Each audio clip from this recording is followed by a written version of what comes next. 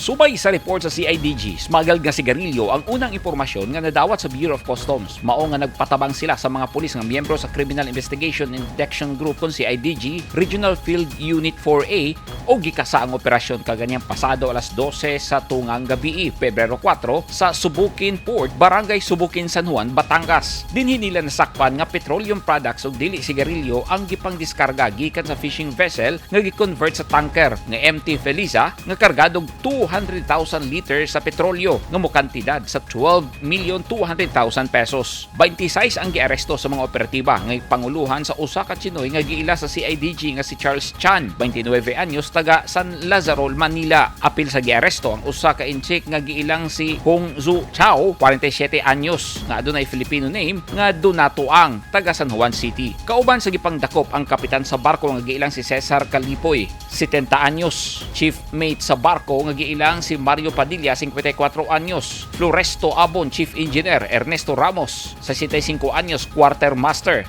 chef nga giilang si Romeo Abrigo, 62 anyos, Edelberto Mungro, 67 anyos, pumpman, John Eric Makatangay, 42 anyos, security guard, o gipangdakop sab ang mga driver sa tanker. Walay gipalampas ang mga otoridad o gidakop hasta mga helper sa truck. Lakip sa gikumpiska sa mga otoridad ang 11 ka mga truck nga gikargahan og petrolyo.